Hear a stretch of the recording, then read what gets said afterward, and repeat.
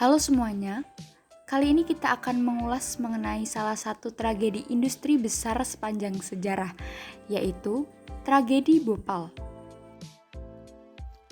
Sebelum mengetahui apa itu tragedi Bhopal, kita ulas dulu mengenai Union Carbide India Limited atau UCIL. Pabrik ini dibangun pada tahun 1967 untuk memproduksi pestisida Sevin, merek untuk karbaril, dengan menggunakan metil isosianat MIC sebagai zat antara. Pada awal 1980-an, permintaan pestisida menurun, tetapi produksi senyawa ini terus berlanjut, yang mengarah pada penumpukan MIC yang tidak digunakan di sejumlah toko. Proses kimia dari pembentukan karbaril yaitu dengan mereaksikan metilamina dengan fosgen untuk membentuk metil isosianat, yang kemudian bereaksi dengan 1-naftol untuk membentuk produk akhir yaitu karbaril. Pada tanggal 3 Desember 1984, pabrik pestisida milik Union Carbide India Limited atau UCIL di Bhopal, Madhya Pradesh, India terjadi kecelakaan yang menyebabkan kebocoran gas metil isosianat atau MIC yang sangat beracun. Diperkirakan sebanyak 45 ton gas beracun metil isosianat terlepas ke udara. Kejadian ini bermula pada tengah malam sebelumnya, tepatnya pada 2 Desember 1984, ketika semua penduduk Bhopal tengah tertidur pulas.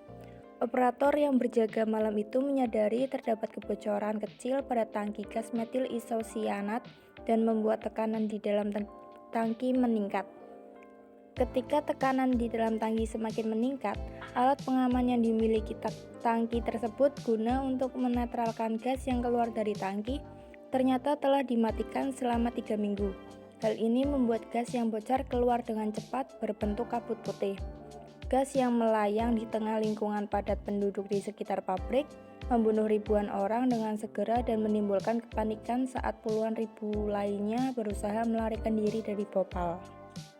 Penduduk Bhopal saat itu mencapai 900.000 jiwa.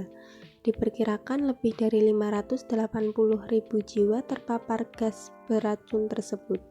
Hingga kini, lebih dari 25.000 jiwa meninggal dan lebih dari 120.000 jiwa masih menderita berbagai penyakit degeneratif akibat paparan gas tersebut.